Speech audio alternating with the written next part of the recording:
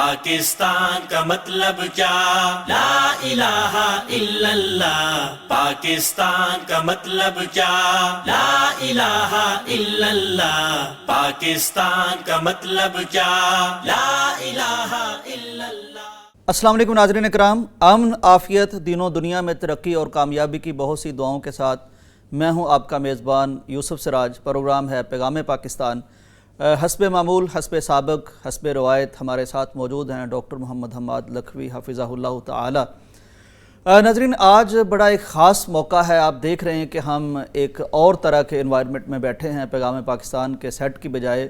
یہ بہت ایک اہم موقع ہے، ایک ایسا موقع ہے جس میں ہمارے آباء و اجداد نے ایک بھاری قیمت چکا کے یہ وطن حاصل کیا تھا، آزادی حاصل کی تھی. آزادی کی ایک قیمت ہوتی ہے، اور اگر آزادی دنیا کی تمام نعمتوں سے ایمان اور اسلام کے بعد سب سے بڑی نعمت کہی جا سکتی ہے تو پھر اس کی قیمت بھی بڑی بھاری چکانی پڑتی ہے. آج کے اس اسپیشل پروگرام میں ہم ڈاکٹر صاحب سے وہ جانیں گے جو آج سے پہلے ہم نے جاننے کی کوشش نہیں کی.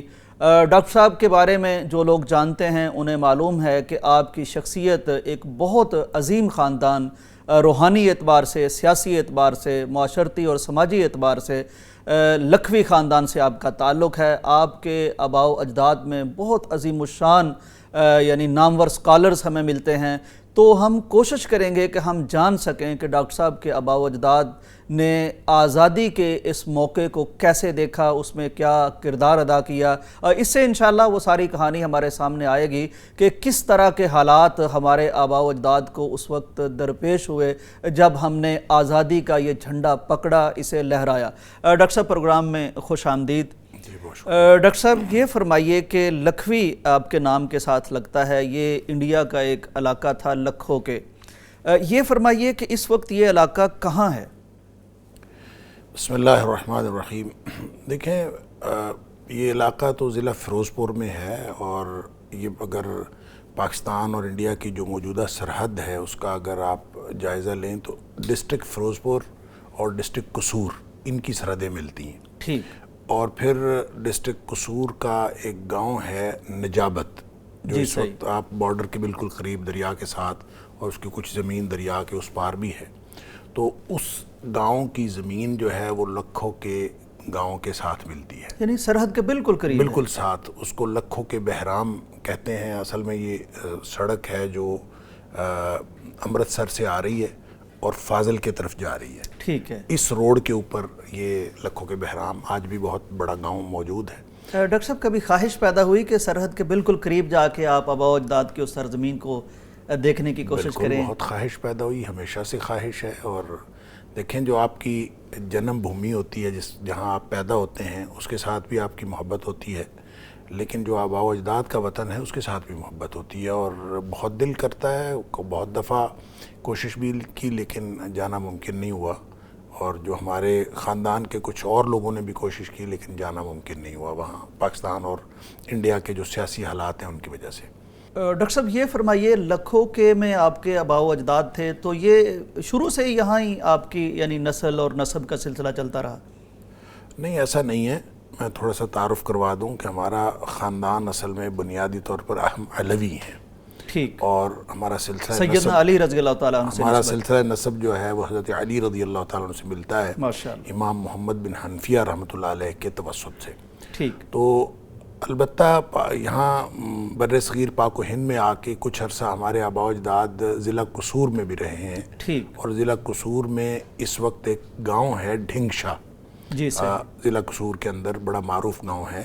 تو ڈھنگشا جس بزرگ کے نام پر ہے وہ بھی ہمارے آباء و اجداد میں سے تھے. ٹھیک. ان کا نام ابو داؤد المعروف ڈھنگشا، ان کی وہاں پہ قبر بھی ہے. تو کہا یہ جاتا ہے کہ جب ان کی قبر کے اوپر مختلف قسم کی خرافات شروع ہو گئیں تو ان کے جو بیٹے تھے انہوں نے، حافظ امین، انہوں نے پھر یہاں سے ہجرت کر لی تھی.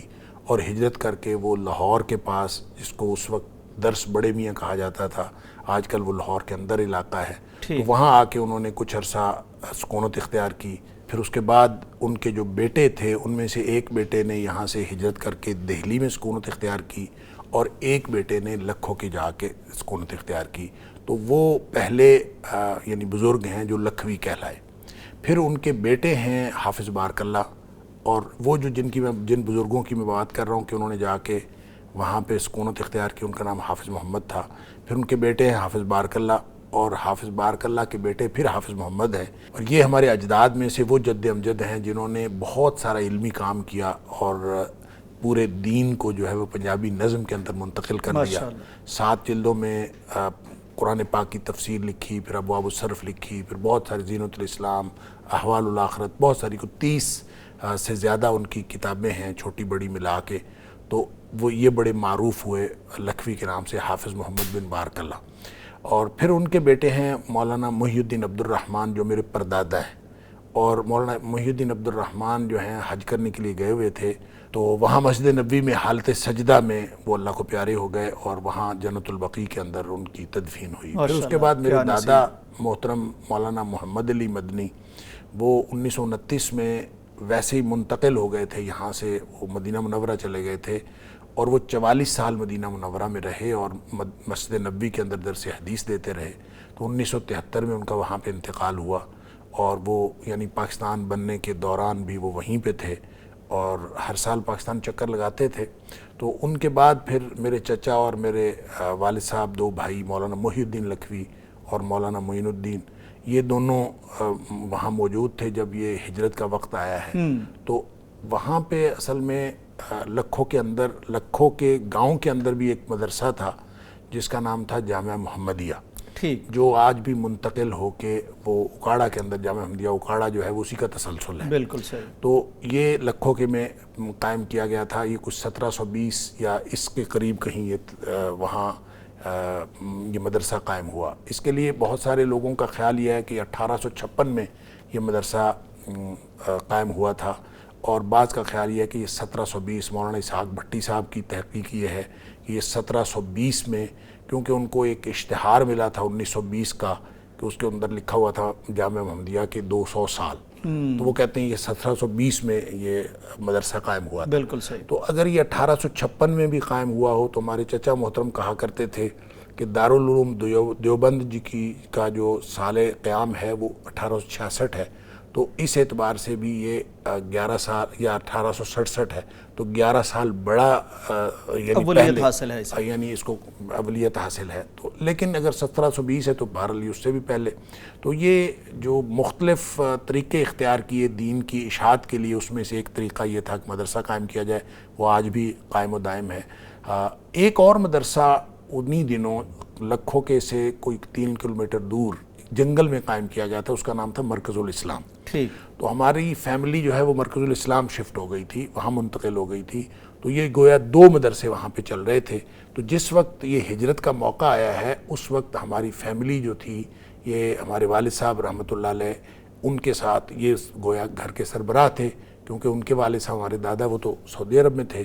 تو اس وقت گھر کی سربراہی میرے والد صاحب کے پاس تھی، اور ان سے چھوٹے تھے مولانا معین الدین لکھوی رحمہ اللہ. تو یہ اس وقت ضلع قصور میں مسجد اس مدرسے کے چندے کے سلسلے میں ضلع قصور کے دورے پر تھے کہ اس کے بعد غدر مچ گیا، اور اس دوران ان کو آپس میں ان کی کوئی نہ ملاقات تھی اور نہ ان کا کوئی رابطہ تھا. اور چھوٹے بھائی وہیں تھے؟ چھوٹے بھائی ضلع قصور میں کہیں اپنے کسی گاؤں میں تھے. وہاں پہ ایک جگہ ہے عثمان والا، تو عثمان والا کے ساتھ ایک چھوٹا سا گاؤں ہے روڈے. تو یہ اس رات وہاں تھے. تو یہ وہاں سے جانا چاہتے تھے کہ میں اپنی خاندان کی خبر لوں. تو وہاں کے لوگوں نے، دوستوں نے ان کو جانے نہیں دیا کہ پتہ نہیں وہاں پہ کیا حالات ہیں کیا نہیں ہیں، اور بہت قتل و غارت کری اور خونریزی ہو رہی تھی. تو انہوں نے ایسے میں ان کو جانے نہیں دیا. تو یہ پھر وہیں رہے. اور ہمارے چچا مولانا معین الدین لکھوی رحمہ اللہ فرمایا کرتے تھے کہ میں نے اللہ سے منت مانی تھی. میں تھا تو اس وقت بھی مدرسے کے مشن کے لیے جا رہا تھا، تو یعنی سفر پہ تھا. تو میں نے اللہ تعالیٰ سے یہ دعا کی تھی کہ اللہ اگر میرا خاندان بخیر و عافیت پاکستان آ جائے تو میں ساری زندگی مدرسے کے لیے وقف کر دوں. اللہ اکبر. ڈاکٹر صاحب یہ بہت شاندار گفتگو ہے. ناظرین کرام، اس طرح کے کتنے خاندان تھے؟ کوئی یعنی یہ مسلمانوں کا تسلسل کسی کا کہیں جا ملتا ہے، کسی کا کہیں جا ملتا ہے. یعنی اب یہ ڈاکٹر صاحب کی کہانی ہم سن رہے ہیں اور ہجرت کا اس میں سے پارٹ ہم نے تفصیل سے سننا ہے. یعنی سیدنا علی کی اولاد میں سے دین کی اشاعت کے لیے وہ دور دراز علاقوں میں آئے، ہندوستان میں آئے، پھر یہ لکھوں کے کا مقام، اور اب اس نہج پہ ہم پہنچ گئے ہیں جب اعلان ہو گیا ہے پاکستان کا، اور ہر گھر میں اسی طرح ہوگا، کوئی کہیں گیا ہے، کوئی کہیں گیا ہے، اچانک اعلان ہو گیا ہے تو اپنے رشتہ داروں کی فکر ہے، گھر والوں کی فکر ہے، ادھر اسلام کے نام پر ایک ملک بن گیا ہے۔ اب یہ جو مدارس تھے، یہ جو مساجد تھیں، ان کا بھی آگے کیا کرنا ہے، اس طرح کی کشمکش کا موقع ہے۔ آگے تفصیل جانتے ہیں، بریک کا وقت ہے، واپس آتے ہیں۔ پاکستان کا مطلب کیا؟ لا الہ الا اللہ۔ پاکستان کا مطلب کیا؟ لا الہ الا اللہ۔ پاکستان کا مطلب کیا؟ لا الہ الا اللہ۔ پاکستان کا مطلب کیا؟ لا الہ الا اللہ۔ پاکستان کا مطلب کیا؟ لا الہ الا اللہ۔ پاکستان کا مطلب کیا؟ لا الہ الا اللہ۔ ناظرین اکرام، ویلکم بیک ٹو پیغام پاکستان۔ آپ کو معلوم ہے کہ بڑا خاص یہ آج کا پروگرام ہے۔ آزادی کے حوالے سے ہمارے مستقل پینلسٹ ڈاکٹر محمد حماد لکھوی حافظہ اللہ تعالی، آپ کے خاندان، آپ کی فیملی نے ہجرت کے موقع پر کس طرح کے حالات کا سامنا کیا، تاکہ ہمیں اندازہ ہو سکے کہ ہمارے اسلاف کو یہ وقت کس طرح سے گزارنا پڑا۔ ڈاکٹر صاحب، ہجرت کا اعلان ہو گیا، پاکستان کا اعلان ہو گیا، چھوٹے بھائی دور ہیں، ان کو وہیں روک لیا دوستوں نے، حالات یعنی اس طرح کے تھے۔ اس کے بعد کی سٹوری کیا ہے؟ بس اس کے بعد والد صاحب علیہ الرحمہ سے میں نے متعدد دفعہ جو واقعات سنے، اس میں سے جو کچھ مجھے یاد رہ گئے وہ میں عرض کر دیتا ہوں۔ والد صاحب فرماتے ہیں کہ چونکہ ہمارا بالکل جنگل میں ہماری آبادی تھی اور بہت زیادہ تر 3-4 یا چند گھرانے تھے جو وہاں پہ آباد تھے، تو ہمیں ہر وقت خطرہ یہ رہتا تھا کہ کہیں کوئی سکھ جو ہے آ کے حملہ نہ کر دیں اور کسی بھی طرح سے، تو وہ اس خطرے کے پیش نظر ہم رات کو پہرا دیا کرتے تھے اور ادھر ادھر مطلب چوکنے رہتے تھے، مرکز الاسلام کا۔ ہاں جی، مرکز الاسلام کا۔ تو وہ کہتے ہیں کہ ایک دن پھر کوئی پتہ نہیں کوئی سرکاری اہلکار آئے یا کوئی آئے، انہوں نے سرچ لائٹ رات کو جو ہے نا اس کے اوپر ڈالی، ہمارے پوری آبادی کے اوپر۔ تو ہمیں یہ نہیں سمجھ آئی کہ سرکاری اہلکار تھے یا کوئی سکھ تھے جو ریکی کرنے آئے تھے، تو کیونکہ زیادہ خطرہ تو انہیں سے تھا۔ تو کہتے ہیں کہ اس طرح کی صورتحال تھی، تو ہم نے پھر فیصلہ کر لیا کہ کسی بھی وقت بجائے اس کے کہ کوئی ہمارے اوپر حملہ آور ہو اور ہمارے جو ہے نا حالات یہاں پہ خراب ہو جائیں، ہم یہاں سے نکلتے ہیں۔ اور ویسے بھی وہ کہتے ہیں کہ پاکستان کے بارے میں ہم نے جو پہلے سے سن رکھا تھا اور یہ بات طے تھی کہ ایک پاکستان ایک ایسا ملک ہمارا بننے جا رہا ہے جس کے اندر اسلام نافذ ہوگا اور انصاف ہوگا اور مسلمانوں کو برابری کے حقوق ملیں گے اور عدل و انصاف کا نظام قائم ہوگا۔ تو کہتے ہیں ہم نے پھر وہاں سے ہجرت کا ارادہ کر لیا۔ ہجرت کا ارادہ جب کیا تو ظاہر ہے کون سی چیز گھر کی اٹھائیں اور کون سی چیز نہ اٹھائیں۔ تو کہتے ہیں کہ صرف یہ کیا کہ زیورات گھر میں جتنے تھے اس کی ایک پوٹلی بنا لی، اور جتنے حیوانات تھے، بھینسیں وغیرہ، ان کو اپنے ساتھ لگا لیا کہ ہم ان کو ساتھ لے جائیں گے، لیکن وہ ان کو بھی نہیں لا سکے، اور وہ جو پوٹلی تھی زیور کی وہ بھی راستے میں کہیں گم ہو گئی۔ اور وہاں سے کہتے ہیں ہم نکلے، اور ارادہ یہ تھا کہ جو دریائے ستلج کا پل ہے وہ ہم کراس کریں گے ہیڈ گنڈا سنگھ سے۔ ٹھیک۔ تو ہیڈ گنڈا سنگھ کو ہم نے وہاں سے اپنا پورا رخ سیدھا ادھر سے کیا، اور پھر ظاہر ہے کہ وہاں راستے کی جو تکالیف ہیں اس میں یعنی جو کچھ تھا وہ بھی ختم ہو گیا، پوٹلی زیور کی بھی ضائع ہو گئی، اور وہ جو مختلف مویشی تھے، مال مویشی، وہ بھی ضائع ہو گیا، صفر پہ آگے بالکل یعنی۔ اور پھر چلتے چلتے بالآخر وہ کہتے ہیں کہ ہم ایک یعنی کافی وقت لگا، اگرچہ کو بہت زیادہ دور نہیں تھا، چند کلومیٹر کے فاصلے پہ تھا، لیکن پھر ہم جب ہیڈ گنڈا سنگھ سے کراس کیا تو پاکستان میں آئے، اور وہاں آ کے کوئی گاؤں تھا حسین خان والا، تو اس کے قریب جو ہے وہاں آ کے پہلا پڑاؤ کیا۔ تو پھر وہاں سے نکلتے ہوئے پھر یہ بالکل وسطی پنجاب کے اندر آ گئے، اور اس طرح سے پھر آہستہ آہستہ خاندان جو ہے مختلف جگہوں پہ بکھر گیا۔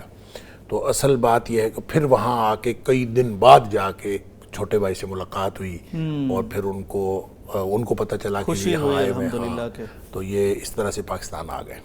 ڈاکٹر صاحب یہ فرمائیے کہ بزرگ اس حوالے سے بھی ضرور بتاتے ہوں گے کہ اس وقت ارد گرد یہ جو قتل و غارت تھی اور جس طرح کے حالات تھے وہ کیا منظر تھا، کس طرح کی بات بتایا کرتے تھے؟ دیکھیں وہ بتایا کرتے تھے کہ راستے میں ہم نے بہت ساری لاشیں دیکھیں، جگہ جگہ لاشیں پڑی ہوئی ہوتی تھیں، ہم ان کے پاس سے گزر کے جاتے تھے اور کسی بھی وقت ہمیں یہ خطرہ ہوتا تھا کہ ہمارے اوپر بھی حملہ ہو جائے گا، لیکن بس اللہ کی طرف سے لاشوں کے اوپر سے گزرتے ہوئے ہم آئے ہیں اور ایسے ہی محسوس ہوتا تھا کہ کسی بھی وقت ہم بھی اسی طرح لاش بن جائیں گے، لیکن اللہ تعالیٰ نے حفاظت فرمائی اور بحفاظت پورا قافلہ جو تھا بچوں سمیت اور خواتین سمیت وہ ہیڈ گنڈا سنگھ سے وہ پاکستان کی طرف سرحد پار کر گیا، پھر اس کے بعد وہ کہتے ہیں الحمدللہ ہم حالت امن میں آ گئے۔ ڈاکٹر صاحب اللہ تعالیٰ کا بڑا خصوصی فضل ہوا، یعنی اللہ تعالیٰ نے بہت سارے لوگوں کو اس راہ میں قبول بھی کر لیا، بہت ساروں کو آئندہ چونکہ بڑی ضرورت بھی تھی ان کو محفوظ بھی رکھا۔ اس طرح کی کہانیاں بھی ڈاکٹر صاحب بعض لوگ بتاتے ہیں کہ خواتین کے حوالے سے اس وقت بہت زیادہ لوگ فکر مند تھے، اور خاص طور پر جن کی بیٹیاں جن کی بہنیں ان کو اللہ تعالیٰ نے جمال عطا کیا تھا تو وہ زیادہ خطرے میں اپنے آپ کو محسوس کرتی تھیں، تو وہ چہروں پر مٹی لیپ دیتے تھے، کوئی کسی نے دانت توڑ دیے تاکہ تھوڑا سا عیب پیدا ہو جائے اور عزت محفوظ ہو جائے۔ اس میں اصل میں تھوڑا سا نا یہ بھی فرق پڑتا ہے کہ اللہ تعالیٰ نے جو شرعی احکام ہیں پردے کے، جو خواتین پردہ کرتی تھیں ان کو اللہ تعالیٰ نے ویسے ہی محفوظ رکھا، بالکل، اور یہ جو خاص طور پہ آپ یہ والا پہلو بتا رہے ہیں تو اس پہلو سے بھی پردہ تو ایک بہت بڑی پروٹیکشن تھی، تو اللہ تعالیٰ نے جو باپردہ خواتین تھیں ان کو ویسے ہی محفوظ رکھا، اور ویسے بھی باپردہ خاتون کو دیکھ کر کچھ نہ کچھ شرم اور حیا آ ہی جاتی ہے، تو اللہ تعالیٰ نے محفوظ رکھنا تھا۔ بہرحال اس کا ایک بہانہ شاید یہ بنا کہ باپردہ خواتین تھیں اور اللہ تعالیٰ نے بچایا اور وہ ویسے نکل آئیں۔ ڈاکٹر صاحب یہ فرمائیے کہ یہ اس سے پہلے جو تحریک پاکستان چل رہی تھی اور اس کے حوالے سے کوئی اس طرح کی یادیں شیئر کیں بزرگوں نے؟ جی بالکل انہوں نے شیئر کی۔ اس کی وجہ یہ ہے کہ پاکستان کے حوالے سے جب سے پاکستان کی تحریک شروع ہوئی تھی تو والد صاحب بتایا کرتے تھے کہ ہم سب اتنے خوش اور اتنے ایکسائٹڈ ہوتے تھے کہ ہم نے اب ایسا خطہ ارضی لے لینا ہے کہ جہاں پہ جا کے ہمیں اب انصاف بھی، جیسے میں پہلے عرض کیا، اور اسلام اصل میں نافذ ہوگا، کیونکہ سب سے بڑا جب ہم دو قومی نظریے کی بات کرتے ہیں تو اصل بات تو یہ ہے کہ جو ہندوتوا کے مقابلے میں نظریہ اسلام کا تھا، تو ہندو قوم کے مقابلے میں مسلمان ملت تھی، تو ملت اسلامیہ کا جو اعزاز اور امتیاز تھا وہ تو یہی تھا کہ ہم ایک ایسے خطے میں جا رہے ہیں جہاں پہ جا کے ہم اسلام کو نافذ کریں گے، اور ٹرو لیٹنٹ اسپرٹ جو اسلام کے اوپر عمل کرنے کا موقع بھی ملے گا، اور اجتماعی طور پر ہم جو نظام قائم کریں گے وہ اسلام کا نظام ہوگا۔ کہتے ہیں ہمارے تو اس سے بڑی موٹیویشن اور تھی ہی کوئی نہیں، یہی تھا کہ وہاں پہ قاضی ہوا کریں گے اور جج ہوا کریں گے جو بہت ہی یعنی عدل و انصاف کے تقاضے پورے کریں گے، اور جہاں عدل و انصاف کے تقاضے پورے ہوں گے اس سے بڑی اور امن والی جگہ کیا ہو سکتی ہے، اور پھر ہمیں اسلام کے اوپر پریکٹس کرنے کے لیے ہمیں کوئی رکاوٹ نہیں ہوگی۔ تو کہتے ہیں بنیادی موٹیویشن ہماری یہی ہوتی تھی، اور اسی موٹیویشن کے لیے ہم ہمیشہ سے تیار تھے، اور یہ نہیں تھا پتہ چلتا کہ وہ یہ جو اپنا وہ کہتے ہیں کہ ہم تھوڑا سا لیٹ وہاں سے نکلے، تو اس کی وجہ بھی یہ تھی کہ شروع میں یہ کلیئر نہیں ہوا تھا کہ جو سرحد ہے وہ کہاں آئے گی، تو یہ امرتسر جو ہے یعنی ڈسٹرکٹ فیروز پور جو ہے اس کے بارے میں پہلے یہ افواہ تھی کہ یہ شاید یہ پاکستان میں شامل ہو جائے گا، تو اگر یہ پاکستان میں شامل ہو جائے گا تو ہم بیٹھے بٹھائے پاکستان میں چلے جائیں گے، تو اس طرح سے وہ کہتے ہیں مختلف انتظار تو کرتے رہے، لیکن بالآخر ہمیں وہاں سے نکلنا پڑا جب یہ پتہ چل گیا کہ پاکستان جو ہے وہ ڈسٹرکٹ فیروز پور سے اس طرف ہے اس کی سرحد، تو پھر ہم وہاں سے چل پڑے۔ لیکن بنیادی موٹیویشن اسلام کا نفاذ تھا، اس کے علاوہ اور کوئی موٹیویشن نہیں تھی۔ ڈاکٹر صاحب یہ بہت اہم آپ نے بات بیان فرمائی ہے، اب تو یہ یعنی بہت ڈیبیٹ بن گئی ہمارے پاکستان میں، اور اس پہ بہت سے قائد اعظم کی کوئی ایک تقریر نکال لی جاتی ہے ساری چیزیں دیکھنے کے بجائے، تو یہ ڈینائی کرتے ہیں لوگ، یعنی آپ کے والد صاحب ہمارے اسلاف میں سے یہ ہر گھر کی اسی طرح کہانی تھی کہ پاکستان کے لیے دین کے لیے یعنی پاکستان بنایا، اور اس کے لیے لوگوں نے قربانیاں دی۔ چاہے پڑھے لکھے لوگ تھے چاہے ان پڑھ لوگ تھے، قائد اعظم کی تقریریں آپ نکال کے دیکھ لیں، 80% تقریروں کے اندر قائد اعظم نے بار بار قرآن کو آئین قرار دیا ہے اور پاکستان کو اسلام کی تجربہ گاہ قرار دیا ہے کہ ہم پاکستان ایک ایسی تجربہ گاہ بنانا چاہتے ہیں پوری دنیا کے لیے مشعل راہ ہو اور ساری دنیا کو پتہ ہو کہ اسلام جو ہے جہاں پوری طرح اسلام کو پریکٹس کیا جا سکے. اس لیے میرے خیال میں اپنے وین کے اندر نہ تو قائد اعظم محمد علی جناح وہ کسی بھی طرح کنفیوژن ابہام کا شکار تھے اور نہ ہی اس وقت کے جو مسلمان تھے وہ بھی کسی طرح کے ابہام کا شکار تھے کہ ہم کس طرح کا ملک بنانے جا رہے ہیں اور کہاں جا رہے ہیں. اگر تو سیکولر ملک لینا تھا تو پھر انڈیا سے الگ ہونے کی ضرورت کیا تھی؟ پھر اگر ہم نے وہی کچھ کرنا تھا جو انڈیا کے اندر ہو رہا ہے تو پھر ہم وہیں رہتے تو پھر زیادہ اچھا تھا کہ پورا ملک متحد رہتا.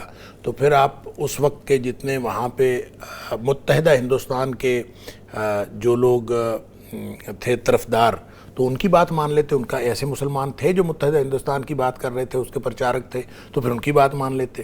تو اصل جو موٹیویشن تھی اور جو پیچھے جذبہ تھا، اصل محرک جذبہ، وہ تو یہی تھا کہ ایک ایسا ملک جو اسلام کی ٹرو پکچر پیش کرے اور ہم وہاں پہ اسلام کو پریکٹس کر سکیں اپنے اجتماعی نظام میں بھی اور اپنے انفرادی زندگیوں کے اندر.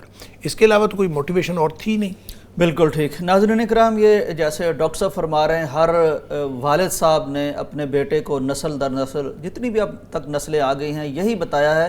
آپ خود دیکھیے کہ آج ہم بھی جی رہے ہیں، زندگی گزار رہے ہیں، ایک انگشت زمین یا ایک بالشت زمین کوئی نہیں دیتا، کوئی تھوڑی سی چیز نہیں دیتا، بھائی بھائی سے لڑ پڑتا ہے. یعنی کون اپنا پورا شہر اور اپنے گاؤں، اپنے دیہات، اپنی آبادیاں، اپنی نسلیں، اپنی فصلیں، جیسے ڈاکٹر صاحب بیان فرما رہے ہیں کہ کچھ بھی نہیں لا سکے، تو کیا یعنی سوائے اس کے کہ اسلام کے نام پر قربانی دی جائے، اس کے علاوہ آج کون دیتا ہے؟ اس وقت کو کیسے دے سکتا تھا؟ تو یہ بہرحال کچھ لوگ ابہام پیدا کرتے ہیں، لیکن یہ وہ نسلیں ہیں جنہوں نے خون دیا ہے، جنہوں نے قربانیاں دی ہیں اور یہ اسلام کے نام پر دی ہیں. انشاءاللہ العزیز یہ اسی جذبے سے پاکستان بنا تھا. اللہ کرے گا کہ ہم جیسے ڈاکٹر صاحب فرما رہے تھے کہ بزرگوں نے خواب دیکھے، یہاں عدل ہوگا، انصاف ہوگا، محمد مصطفیٰ صلی اللہ علیہ وسلم کا نظام ہوگا، اور وہ مٹی کو چومتے تھے آ کے پاکستان کی اور سمجھتے تھے کہ منزل کو ہم نے پا لیا ہے. تو اللہ کرے گا انشاءاللہ اس طرف ہمارا سفر جاری ہے، ہم وہ منزل ٹرو یعنی وہ بھی پا لیں گے. بریک کا وقت ہے، واپس آتے ہیں. پاکستان کا مطلب کیا؟ لا الہ الا اللہ. پاکستان کا مطلب کیا؟ لا الہ الا اللہ. پاکستان کا مطلب کیا؟ لا الہ الا اللہ. پاکستان کا مطلب کیا؟ لا الہ الا اللہ. پاکستان کا مطلب کیا؟ لا الہ الا اللہ. پاکستان کا مطلب کیا؟ لا الہ الا اللہ. ناظرین اکرام، ویلکم بیک ٹو پیغام پاکستان. ڈاکٹر صاحب، بات ہم کر رہے ہیں اس لمحے کی جس کی بڑی بھاری قیمت چکائی، عزائم بڑے بلند تھے، منزل بڑی شاندار تھی اور اس پہ ایک بہت بھاری قیمت ہم نے چکائی. ہم چاہتے ہیں کہ آج کی نسل کو اندازہ ہو سکے کہ یہ جو سبز پرچم ہے جس کو ہم لہراتے ہیں، اس کے پیچھے کتنا خون بہا ہے، کتنی قربانیاں ہیں. ڈاکٹر صاحب، بات پہنچی تھی کہ اللہ تعالیٰ کا بڑا فضل ہوا کہ اس موقع پر جب لوگ گاجر مولی کی طرح کٹ رہے تھے اور پانی سے زیادہ لہو بہہ رہا تھا اور نہ عصمت محفوظ تھی کہیں، اس طرح کی کیفیتوں کا سامنا تھا ہمارے آباء و اجداد کو. اللہ نے کرم کیا، آپ کے اسلاف وہ بحفاظت پاکستان آ گئے، اس سرزمین پہ پہنچ گئے. ڈاکٹر صاحب، اس کے بعد ایک بڑا سا مسئلہ تھا آباد کاری کا. سارا کچھ تو چھوڑ کے آ گئے تھے، کہاں بیٹھنا تھا، کون سا گھر تھا، سونا کہاں ہے، تو کس طرح آغاز ہوا پھر؟ بس وہ ایسے ہی ہے کہ جو ہم نے کہانی سنی ہوئی ہے والد صاحب سے کہ کچھ عرصہ تو یہ ضلع قصور کے دیہات میں بازید پور، ایک حسین خان والا کے پاس ایک گاؤں ہے، وہاں پہ ظاہر ہے چونکہ ضلع قصور میں والد صاحب کا آنا جانا تھا، ہمارے دادا کا آنا جانا تھا، تو دین کی دعوت و تبلیغ کے سلسلے میں آتے جاتے رہتے تھے، لہذا واقفیت تھی. تو وہاں کے لوگوں نے بہت ان کو ویلکم کیا اور کچھ دنوں کے لیے ان کو وہاں پہ میزبانی بھی کی. لہذا کچھ دن یہ وہاں پہ رہے ہیں، مجھے بالکل نہیں یاد کہ کتنا عرصہ وہاں رہے. پھر وہاں سے آگے منتقل ہوئے، ضلع اوکاڑا میں چلے گئے، اور ضلع اوکاڑا میں پھر بالکل آگے جا کے ایک 11 نار ایک چک تھا. تو وہ وہاں پہ کسی نے بتایا ہوگا کہ احاطے خالی ہیں، کوئی احاطہ تھا وہاں پہ ایک بڑا، جس کے ارد گرد گھر تھے اور درمیان میں ایک بنا ہوا تھا صحن سا. تو انہوں نے وہ پورا احاطہ جو ہے ہمارے خاندان نے وہ جا کے پہلا پڑاؤ یوں کہہ لیجئے کہ اپنا جہاں جا کے انہوں نے قبضہ کیا ہے تو وہ پہلی جگہ وہ تھی. پھر اس کے بعد آہستہ آہستہ وہاں سے منتقل ہوتے رہے, سارے لوگ وہاں نہیں رہے, اب تو وہاں ہمارے خاندان کا کوئی بندہ بھی نہیں ہے. تو پھر ضلع اوکاڑا میں زیادہ تر ہمارا خاندان ضلع اوکاڑا میں رہا, لیکن پھر مختلف جگہوں پہ بھی وہاں سے چلے گئے.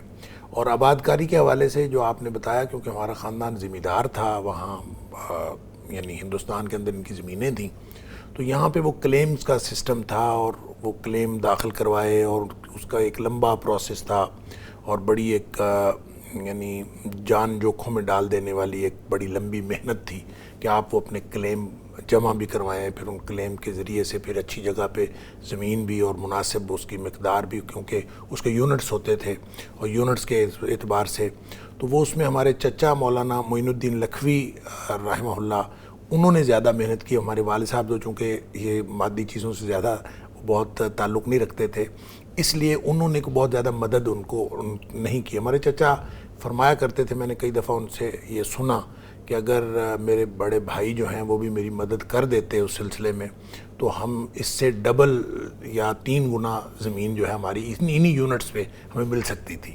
تو وہ کیا مسئلہ تھا اور کیوں نہیں مل سکی, وہ اس کی ساری تفصیلات سے تو میں آگاہ نہیں ہوں, لیکن وہ اکثر یہ کہا کرتے تھے کہ اگر بھائی صاحب میری مدد کرتے تو ہم شاید اس سے زیادہ جو ہے وہ زمین بنانے میں کامیاب ہو جاتے. تو پھر بھی اللہ کا شکر ہے الحمدللہ, وہی جو ہماری وراثتی زمین ہے آج تک ہم سارے کھا رہے ہیں, اور اللہ کا شکر ہے کہ ادھر سے جو یونٹس منتقل ہوئے تھے اور جو کلیمز تھے انہی کی وجہ سے ہماری وراثتی زمین بھی ہمیں ملی, اور دادا کی زمین تھی, پھر آگے تقسیم ہوئی اور پھر ہمارے بچوں تک یہ سلسلہ پہنچا. تو یوں کہہ لیجئے کہ جس طرح اللہ تعالیٰ قرآن میں بھی کہتا ہے کہ ہجرت تم جب کرو گے تو اللہ تعالیٰ تمہارے لیے وسائل پیدا کر دے گا. تو اگر ہجرت جیسے پہلے آپ کہہ رہے تھے کہ بہت سارے لوگ کہتے ہیں کہ اسلام کے لیے, دین کے لیے تو ہجرت ہوئی نہیں, تو میرے ذہن میں نبی پاک صلی اللہ علیہ وسلم کی حدیث آ رہی تھی کہ فمن کانت ہجرتہ الی اللہ ورسولہ فہجرتہ الی اللہ ورسولہ. بالکل صحیح. کہ جس شخص نے ہجرت اللہ اور اس کے رسول صلی اللہ علیہ وسلم کی طرف کی ہے اسی کی ہجرت اس کھاتے میں شمار ہوگی. ومن کانت ہجرتہ لدنیا یصیبھا, اگر کسی کی ہجرت جو ہے دنیا حاصل کرنے کے لیے ہے, او امرأۃ ینکحھا, یا کسی خاتون سے شادی کرنے کے لیے, یعنی ہر ایک کا مقصد اپنا اپنا ہے, فہجرتہ الی ما ہاجر الیہ, تو پھر جس مقصد کے لیے اس نے ہجرت کی اسی کھاتے میں اس کی ہجرت شمار ہوگی. تو اسی حدیث کے آغاز میں نبی پاک صلی اللہ علیہ وسلم کا فرمان ہے کہ انما الاعمال بالنیات, کہ اعمال کا دار و مدار نیتوں کے اوپر ہے. وانما لکل امرئ ما نوی, ہر شخص کو وہی ملے گا جس کی اس نے نیت کی. تو دیکھیں آباء و اجداد نے, جو لوگ یہ کہتے ہیں کہ یہ پاکستان اسلام کے نام پر نہیں بنا تھا, ان کے آباء و اجداد نے بھی ہجرت کی, اور جو لوگ کہتے ہیں کہ اسلام کے نام پر بنا تھا ان کے آباء و اجداد نے بھی ہجرت کی. تو اب ہر ایک کی ہجرت اپنی اپنی نیت کے مطابق ہے. میں نے تو اپنے اجداد کی نیت بتا دی کہ ان کا تو سوائے اس کے علاوہ کوئی موٹیویشن تھی نہیں, کہ وہ کہتے تھے ہم اسلام کا ایک قلعہ, پاکستان ایک ایسا ملک ہوگا جو اسلام کا قلعہ ہوگا, اس کے علاوہ ہماری کوئی موٹیویشن نہیں تھی. اگر اس کے علاوہ کوئی اور کسی موٹیویشن کی وجہ سے لوگوں نے ہجرت کی ہے, کسی اور مقصد کی وجہ سے ہجرت کی ہے, تو ہو سکتا ہے ایسا ممکن ہے کہ لوگوں نے اپنی اپنی موٹیویشن کے مطابق کی ہو. ڈاکٹر صاحب اصل میں یہی میں بات کرنا چاہ رہا تھا, کامن سینس کی بات ہے کہ آج لوگ کوشش کر رہے ہیں کہ میں امریکہ چلا جاؤں, برطانیہ چلا جاؤں, یعنی دنیا کی طرف اگر ہجرت کرنی ہے تو یہ کیسے ممکن ہے کہ ایک جمی جمائی زندگی جہاں سب کچھ پاس ہے اس کو چھوڑ کے ایک نامعلوم کی طرف, یعنی یہ کس طرح ہم وہ ان کی بات کہیں کہ دنیا کے لیے ہجرت کی ہے, کس کے لیے؟ ایک نعرہ دنیا تو ان کے پاس تھی, مطلب اپنی زمینوں پہ بیٹھے تھے, اپنی زمینوں پہ بیٹھے تھے, اپنا مال ڈنگر تھا, اپنے پوری دنیا تھی, پوری کائنات تھی, اور اپنی کائنات بسائے ہوئے تھے, اور اس کو سب کو چھوڑ کر بالکل اپنے خالی ہاتھ جو ہے وہ دوسرے ملک میں آ گئے. تو یہ کہنا کہ یہ دنیا کے لیے آئے تھے یہ بڑا مشکل کام ہے, بڑا مشکل کام ہے, اور یہ الزام ہے. میں تو یہ سمجھوں گا کہ ہمارے آباء و اجداد کی قربانیوں کا ایک مذاق اڑانے کے مترادف ہے کہ جنہوں نے آپ دیکھیں 2 قومی نظریہ کیا تھا, 2 قومی نظریہ یہی ہے, اسلام کا نظریہ ہے.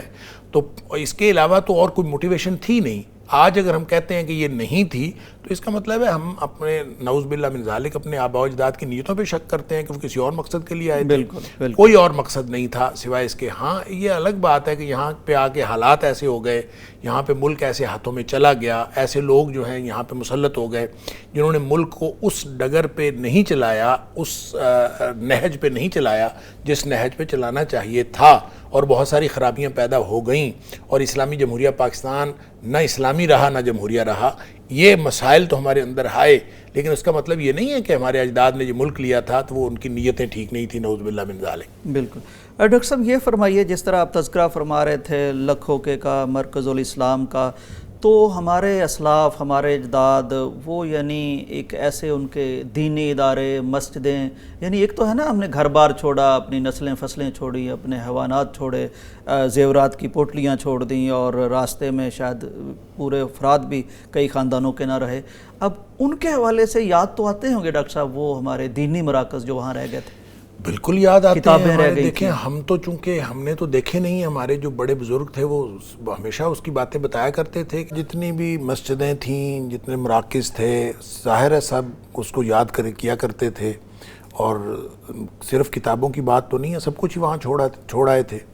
تو میں یہ سمجھتا ہوں کہ اصل بات ہوتی ہے مقصد کی, جیسے ہم پہلے بھی کر رہے تھے کہ ایک بڑے مقصد کے لیے انہوں نے سب کچھ چھوڑا, اس لیے کبھی پچھتاوا نہیں ہوا. ہمیشہ وہ اس کو جب بھی یاد کیا کرتے تھے تو اس طرح کوئی حسرت یا افسوس کی وجہ سے یاد نہیں کیا کرتے تھے.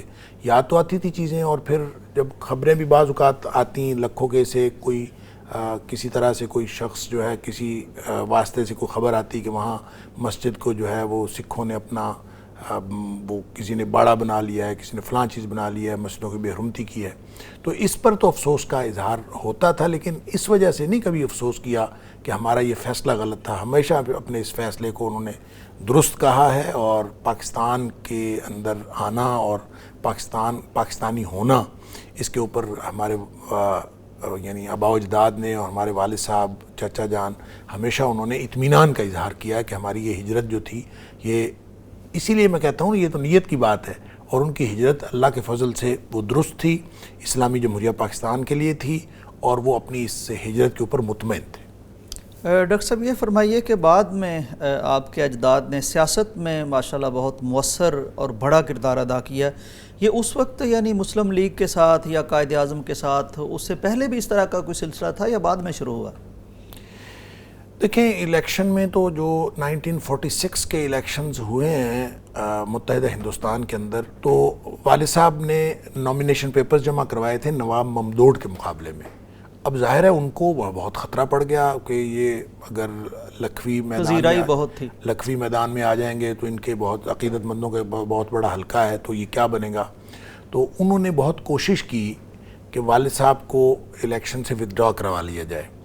تو بالآخر والد صاحب نہیں مانے, تو انہوں نے پھر کسی ذریعے سے اپروچ کیا ہمارے دادا محترم کو جو سعودیہ میں تھے, اور وہاں سے پھر والد صاحب کو دادا جی نے پیغام بھیجا کہ تم الیکشن سے ودرا کر لو. تو انہوں نے پھر الیکشن سے ودرا کیا. تو گویا پولیٹکس میں اگرچہ پریکٹیکلی کوئی حصہ لیا نہیں تھا, لیکن اس طرح سے آپ یوں کہہ لیں کہ ایک پولیٹیکل ول بھی موجود تھی اور ایک پولیٹیکل سٹینڈنگ بھی موجود تھی. تو جب پاکستان میں آئے ہیں تو پھر پاکستان میں آ کے جو پہلا الیکشن ہوا ہے 1951 میں, تو یہ جو قصور کا حلقہ تھا جو دریائے راوی اور دریائے ستلج کے درمیان میں بہت بڑا حلقہ تھا, تو اس حلقے میں والد صاحب کو آزاد الیکشن والد صاحب نے لڑا, لیکن جو اس وقت کی جماعت اسلامی تھی انہوں نے اون کیا, ان کے مقابلے میں کسی کو کھڑا نہیں کیا اور اپنا کینڈیڈیٹ ڈکلیئر کر دیا. تو والد صاحب رحمۃ اللہ علیہ وہ الیکشن جیت گئے, اور وہ الیکشن جیتنے کے بعد ایم ایل اے بن گئے. اس وقت 1 یونٹ تھا تو ایم ایل اے بن گئے. تو اس وقت سے یہ پھر سیاست میں بھی ہمارا پاکستان کی سیاست میں حصہ شروع ہو گیا. لیکن والد صاحب نے تو بعد میں ریزائن کر دیا تھا, اس کی ایک تفصیل ہم نے پہلے بھی ایک پیغام پاکستان کے پروگرام میں جی بالکل پیش وہ خواب کی تھی کوئی بنیاد بنا. والد صاحب کو ایک خواب آیا تھا جس سے انہوں نے, اور خواب کی تعبیر انہوں نے سمجھی حلف کے موقع پر ہی, تو اس کے بعد انہوں نے پاکستانی سیاست سے کنارہ کشی اختیار کر لی. لیکن اس کے بعد کے پھر جو الیکشنز تھے اس میں ہمارے چچا محترم جو ہیں وہ الیکشن میں حصہ لیتے رہے اسی ضلع قصور کے حلقے سے, اور 3 دفعہ MNA رہے ہیں اور مجلس شورا کے ممبر بھی رہے ہیں، اور یوں آج کل بھی ان کے بیٹے وہاں سے الیکشن لڑتے ہیں. تو سیاسی طور پر ایک گویا پوری بھرپور سرگرمی کے ساتھ ہمارا خاندان جو ہے اس میں انوالو ہے. ڈاکٹر صاحب بہت شکریہ. ناظرین اکرام، یہ کہانی ہم نے اس لیے بھی سنی ہے کہ بہت بڑے ایک خاندان کی یہ کہانی تھی، ایک علمی خاندان، ایک دینی خاندان، پھر سیاست میں حصہ لیا. تو ہم نے جانا کہ کس طرح کے حالات انہیں اس سفر میں پیش آئے، اور ہم نے دیکھا کہ سب کچھ چھوڑ کے محض اسلام کے نام پر، کلمے کے نام پر، اس سبز ہلالی پرچم کے لیے وہ لوگ آئے، اور کچھ سلامت آ گئے، کچھ آدھے آ گئے، کچھ کی لاشیں وہاں بکھری ہوئی بزرگوں نے دیکھیں. وہ لاشیں بھی مسلمانوں کی لاشیں تھیں، وہ جو گھر چھوڑے وہ مسلمانوں کے تھے، وہ ہمارے آباء و اجداد کے تھے.